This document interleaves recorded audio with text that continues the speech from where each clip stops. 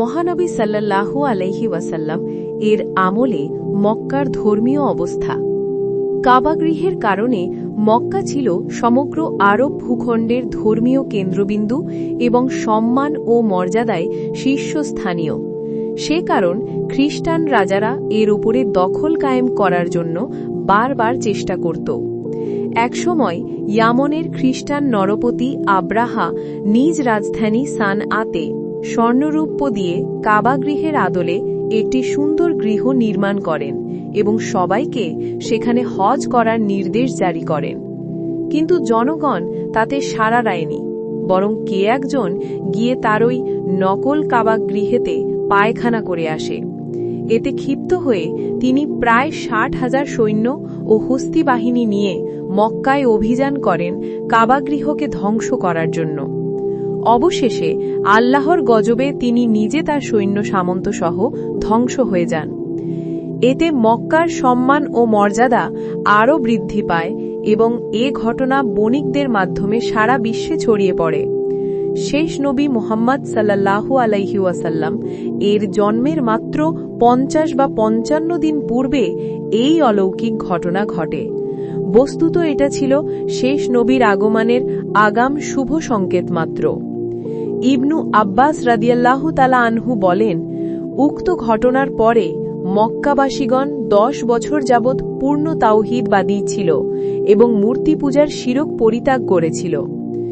সমগ্র আরব উপদ্বীপে মক্কা ছিল বৃহত্তম নগরী এবং মক্কার অধিবাসী ও ব্যবসায়ীদের মর্যাদা ছিল সবার ওপরে।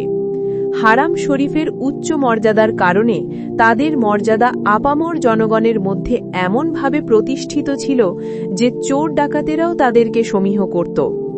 এটাই যেখানে বাস্তবতা, সেখানে এই যুগটিকে জাহিলি যুগ কেন বলা হয়?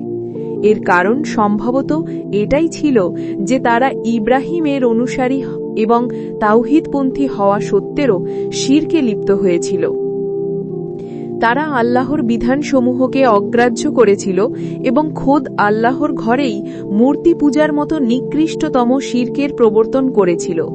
তারা শেষ নবী মুহাম্মদ সাল্লাল্লাহু আলাইহি ওয়াসাল্লামকে চিনতে পেরেও তাকে অস্বীকার করেছিল। নিঃসন্দেহে এটা ছিল তাদের সবচেয়ে বড় জাহেলিয়াত ও সবচেয়ে বড় মূর্খতা। আর এই কারণে জ্ঞানের পিতা আবুল হাকামকে মূর্খতার পিতা আবু জাহাল লকব দেওয়া হল। বস্তুত ইসলামের বিরোধী যা কিছু সবই জাহিলিয়াত। আল্লাহ বলেন, তবে কি তারা জাহিলিয়াতের বিচার ফয়সালা কামনা করে? অথচ দৃঢ় বিশ্বাসীদের নিকট আল্লাহর চাইতে উত্তম ফয়সালাকারী আর কে আছে? মায়েদা ৫/৫০।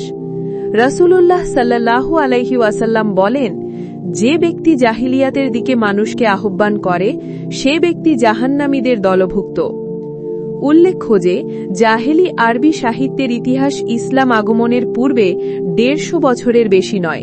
সিহা সহিহা ১/৭৯। এরকম সুন্দর সুন্দর ইসলামিক ভিডিও পেতে সাবস্ক্রাইব ফলো করে রাখুন।